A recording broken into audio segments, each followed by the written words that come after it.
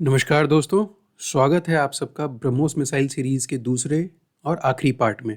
पिछले पार्ट में हमने समझा था ब्रह्मोस का ओरिजिन, उसका इंजन कैसे काम करता है और मिसाइल के डिफरेंट फ्लाइट फेजेस। इस पार्ट में हम ब्रह्मोस को और गहराई से एक्सप्लोर करेंगे, इसके मेजर वेरिएंट्स से लेकर उस सिस्टम तक जिसे कहते हैं मोबाइल ऑटोनोमस लॉन्चर, और समझेंगे प्रेशर हल क्या होता है एक सबमरीन में। हम देखेंगे ब्रह्मोस के ऑपरेशनल फीचर्स, समझेंगे क्या होता है सीईपी और कैसे ब्रह्मोस की एक्यूरेसी दुनिया भर के क्रूज मिसाइल से बेहतर है। फिर हम कंपेयर करेंगे ब्रह्मोस की स्पीड और सीईपी कुछ टॉप क्रूज मिसाइल्स के साथ और देखेंगे कैसे ब्रह्मोस इन सब पर भारी पड़ता है। आगे बढ़ते हुए हम समझेंगे ब्रह्मोस का स्ट्रैटेजिक सिग्निफिकेंस और कैसे ये फिट होता है इंडिया के कोल्ड स्टार्ट डॉक्ट्रिन और नेवल स्ट्राइक डॉक्ट्रिन में। साथ ही हम बात करेंगे ब्रह्मोस के एक्सपोर्ट्स, दुनिया के कौन से देश इस मिसाइल में इंटरेस्ट दिखा रहे हैं और इंडिया कैसे एक मिसाइल एक्सपोर्टिंग पावर बन रहा है। और अंत में हम डिस्कस करेंगे ब्रह्मोस के फ्यूचर, ब्रह्मोस एनजी, उसके कॉम्पैक्ट डिज़ाइन और स्पेसिफिकेशंस के बारे में, और नेक्स्ट जनरेशन ब्रह्मोस 2 जो हाइपरसोनिक स्पीड पर दुनिया का रिकॉर्ड तोड़ने के लिए रेडी है। तो दोस्तों, वीडियो को एंड तक ज़रूर देखिए क्योंकि आज हम डिकोड करने वाले हैं ब्रह्मोस मिसाइल का फ्यूचर, पावर और ग्लोबल डोमिनेंस। तो चलिए शुरू करते हैं। मेजर वेरिएंट्स मतलब किस किस टाइप से ब्रह्मोस लॉन्च हो सकता है, कहाँ कहाँ से लॉन्च हो सकता है, इस पे हम बात करेंगे। तो पहला मेजर वेरिएंट जो है वो है surface to surface land version, जो कि मोबाइल ऑटोनोमस लॉन्चर्स से लॉन्च होता है। पहले हम समझ लेते हैं मोबाइल ऑटोनोमस लॉन्चर्स होते क्या हैं। मोबाइल ऑटोनोमस लॉन्चर्स का मतलब होता है एक ऐसा ट्रक या व्हीकल जो मिसाइल को ले जाकर कहीं से भी लॉन्च करा सकता है बिना किसी परमानेंट बेस के। मोबाइल मतलब ये मूव कर सकता है एक जगह से दूसरी जगह तक। ऑटोनोमस मतलब इसके पास अपनी खुद की सिस्टम होती है, जैसे कि पावर सप्लाई, नेविगेशन, कम्युनिकेशन और फायर कंट्रोल। और लॉन्चर मतलब ये मिसाइल को फायर करने वाला प्लेटफॉर्म है। सिंपल वर्ड्स में कहें, ये एक मिसाइल फायरिंग ट्रक है जो किसी बेस कैंप पर डिपेंड नहीं करता है। ये सिस्टम मिसाइल को ट्रांसपोर्ट भी करता है, एम भी करता है और लॉन्च भी करता है, सब कुछ खुद से। फायरिंग के बाद ये व्हीकल तुरंत मूव कर जाता है ताकि एनिमी काउंटर अटैक ना कर सके। इसको हम शॉर्ट में कहते हैं शूट एंड स्कूट सिस्टम। छुप कर आओ, फायर करो और निकल जाओ। जो लैंड बेस्ड ब्रह्मोस कॉम्प्लेक्स है, इसमें 4 से 6 ऑटोनोमस लॉन्चर्स होते हैं और हर लॉन्चर में 3 ब्रह्मोस मिसाइल्स होती हैं जो कि एक साथ लगभग फायर की जा सकती हैं। और जो अपग्रेडेड लैंड अटैक वर्जन आ रहा है, जो ज़मीन से फायर किया जा सकता है, उसकी जो स्पीड होती है वो 2.8 मैक होती है। मैंने बताया था मैक मतलब साउंड की स्पीड, अगर निकालना है तो 2.8 इंटू 1235 किलोमीटर पर आवर। और ये 400 किलोमीटर दूर के टारगेट्स को भी पिन पॉइंट एक्यूरेसी के साथ हिट कर सकता है। अब शिप लॉन्च्ड जो ब्रह्मोस है उसके बारे में बात कर लेते हैं। ये बहुत दूर के टारगेट्स को भी हिट कर सकता है और ये C2C मतलब समुद्र से समुद्र और समुद्र से ज़मीन के टारगेट्स को हिट करने के लिए सक्षम है। एक ग्रुप ऑफ फ्रिगेट्स का जो ग्रुप है उसको हिट करने के लिए सक्षम है। सबमरीन लॉन्च्ड ये जो वर्जन है ब्रह्मोस का, ये पानी के सरफेस, ये अगर पानी का सरफेस है समुद्र के, इसके 50 मीटर नीचे से लॉन्च किया जा सकता है और ये वर्टिकली लॉन्च होता है सबमरीन के प्रेशर हल से। तो आप पूछेंगे ये प्रेशर हल क्या होता है, देख लेते हैं एक बार।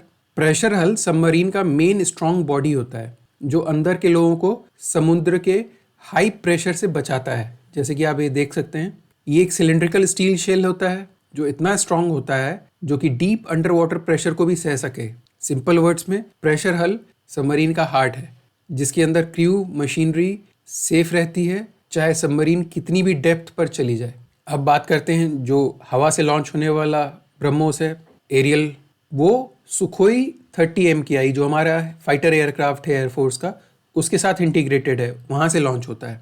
और सुखोई की 3000 किलोमीटर की रेंज है, इतनी दूर वो स्ट्राइक कर सकता है विदाउट मिड एयर रिफ्यूलिंग, मतलब बिना तेल भरवाए हवा में बीच में ये 3000 किलोमीटर तक स्ट्राइक कर सकता है, इतनी इसकी रेंज है। ऑपरेशनल फीचर्स की बात कर लेते हैं। मल्टी प्लेटफॉर्म लॉन्च कैपेबिलिटी है इसकी, ज़मीन से भी लॉन्च हो सकता है, हवा से, समुद्र से और सबमरीन से। लो ऑल्टीट्यूड, बहुत कम इसकी हाइट रहती है जब ये फ्लाइट फेज में होता है, जैसे कि आप देख सकते हैं 5 से 10 मीटर से लेकर 15 किलोमीटर तक। ज़मीन अगर ये है तो ये 5 से 10 मीटर पे भी ट्रैवल कर सकता है।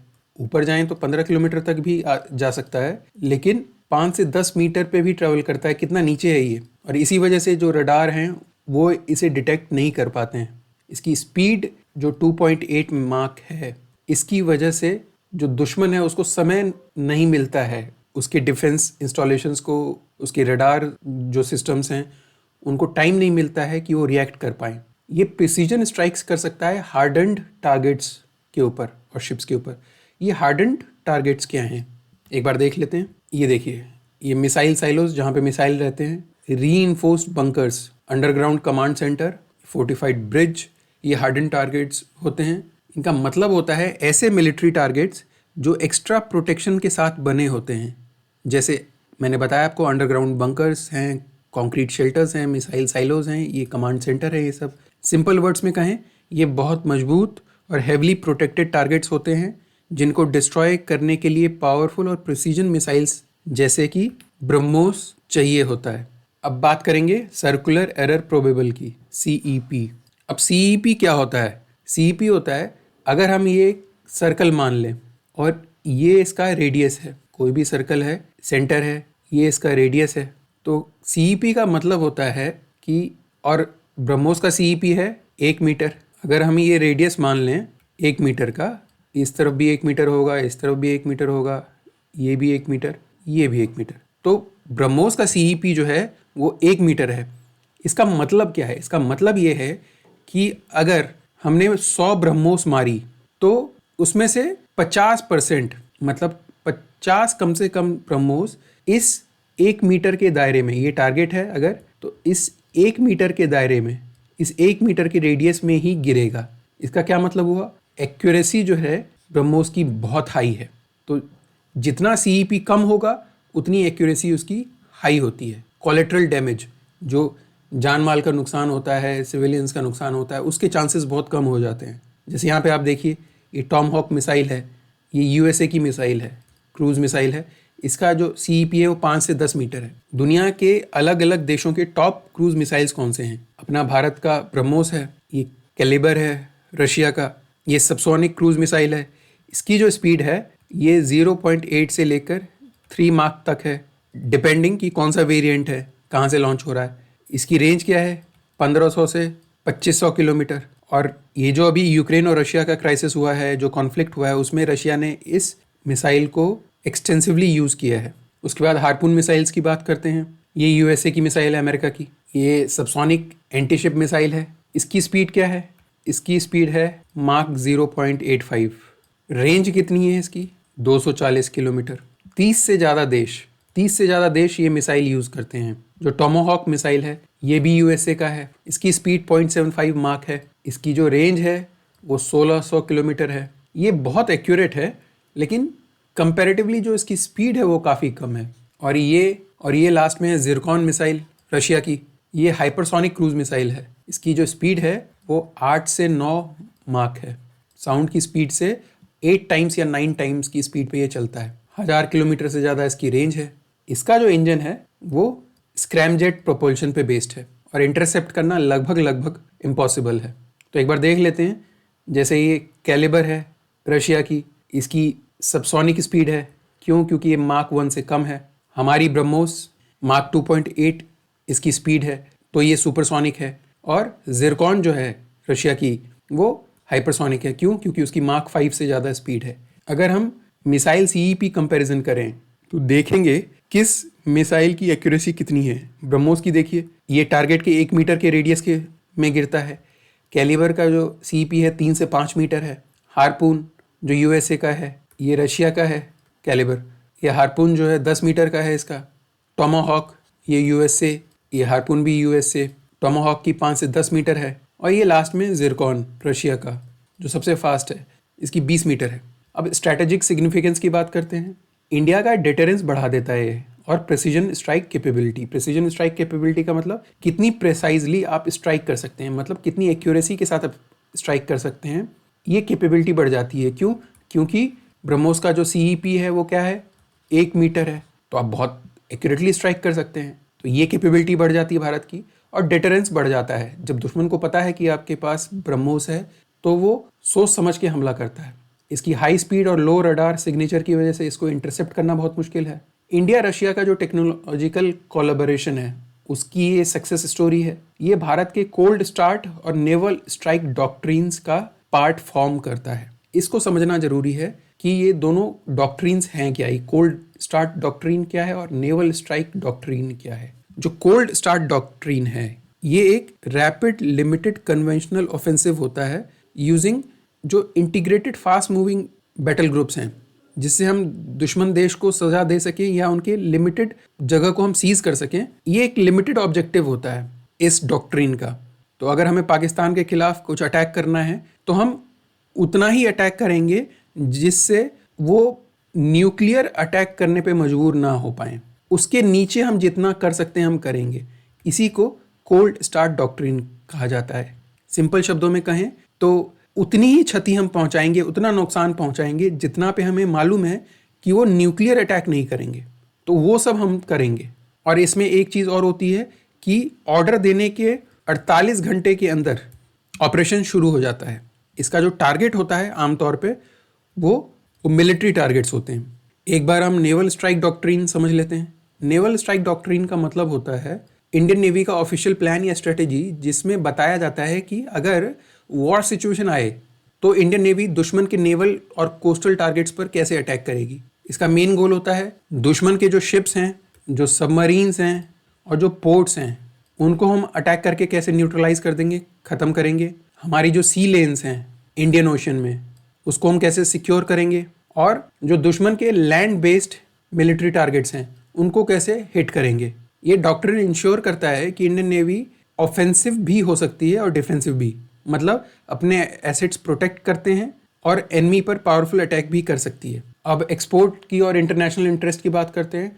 जो एक्सपोर्ट वर्जन है वो 290 किलोमीटर तक रिस्ट्रिक्टेड है MTCR लिमिटेशन की वजह से, क्योंकि हम तो MTCR के मेंबर हैं, लेकिन अगर जिसको ये मिसाइल खरीदनी है अगर वो MTCR का मेंबर नहीं है तो उसको हम 300 किलोमीटर से ऊपर की मिसाइल टेक्नोलॉजी नहीं ट्रांसफ़र कर सकते हैं। यही इसकी कंडीशन थी MTCR की, 300 किलोमीटर से ज़्यादा और 500 kg से ज़्यादा का वो पेलोड ना हो उसमें।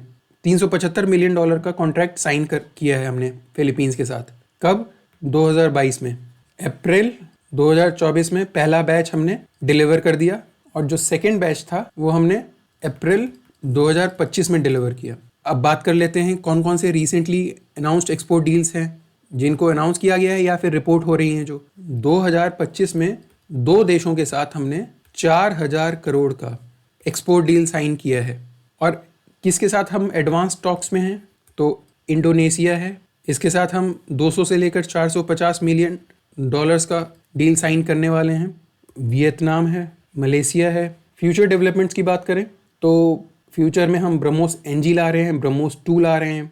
जो ये ब्रह्मोस NG होगा ये तेजस मार्क 1 और राफेल के साथ इंटीग्रेट होगा। जो इसके सीकर और प्रोपल्शन कंपोनेंट्स होंगे वो सेल्फ डेवलप्ड होंगे, इंडिजिनस होंगे, सेल्फ रिलायंस के लिए। इंडिजिनस मतलब जो भारत में बना है।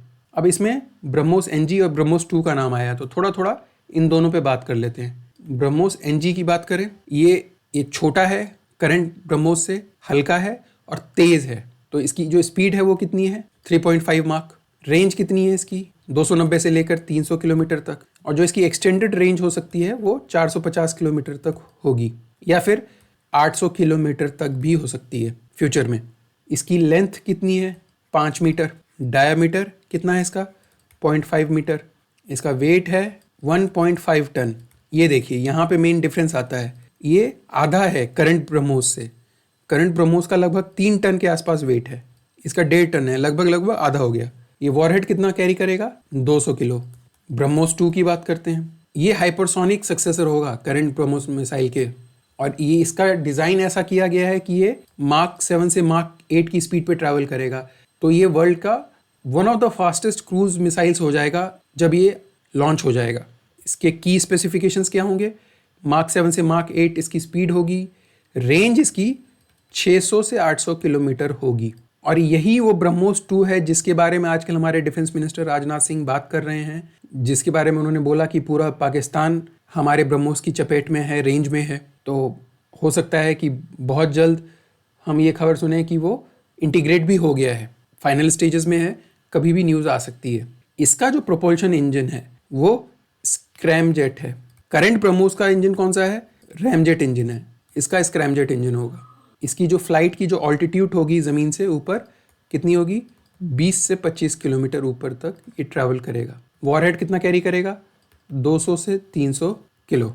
इसका जो डिज़ाइन है रशिया के जिरकॉन मिसाइल से इंस्पायर्ड है। जिरकॉन मिसाइल के बारे में मैंने आपको बताया था अभी पीछे, उसी से इंस्पायर्ड है। एक बेसिक कंपैरिजन देख लेते हैं। जो ओरिजिनल ब्रह्मोस है अभी जो इसकी स्पीड कितनी है? 2.8 माक है। रेंज है 290 से 300 किलोमीटर। इनफैक्ट 400 वाला यूज़ हुआ था ऑपरेशन सिंदूर में। रैमजेट इंजन है। जो ब्रह्मोस एनजी आएगा उसकी 3.5 माक के आसपास स्पीड होगी, 290 से 300 किलोमीटर रेंज होगी। ये रेंज बढ़ेगी भी, हो सकता है 450 हो जाए, हो सकता है 800 भी हो जाए, ये हमारे ऊपर डिपेंड करेगा। इसका भी इंजन रैमजेट होगा। ब्रह्मोस 2 जो आएगा उसकी मार्क 7 से मार्क 8 तक स्पीड होगी, 600 से 800 किलोमीटर रेंज होगा। इसी के बारे में आजकल हम बात सुन रहे हैं हमेशा। और स्क्रैमजेट इंजन होगा। तो अंत में हम कहें तो ये जो ब्रह्मोस मिसाइल है दुनिया की one of the fastest operational cruise missiles है, जिसमें स्पीड है, प्रिसीजन है, वर्सेटाइल है। क्यों? क्योंकि ज़मीन, समुद्र, आसमान, शिप कहीं से भी लॉन्च हो सकता है। और जो हमारे नेक्स्ट वेरिएंट्स आ रहे हैं, चाहे ब्रह्मोस 2 है, ब्रह्मोस एनजी है, वो हमारी डिफेंस कैपेबिलिटी को और बढ़ाएंगे और हमारा इंटरनेशनल स्टेज पे नाम आगे लेके जा रहे हैं हमारे डिफेंस की वजह से। मुझे उम्मीद है आपको ये वीडियो पसंद आया होगा। अगर आपको ये वीडियो पसंद आया है तो प्लीज़ लाइक करें, शेयर करें, सब्सक्राइब करें और नीचे कमेंट ज़रूर करें। आपके कमेंट से हमें बहुत प्रोत्साहन मिलता है, खुशी होती है। धन्यवाद। जय हिंद।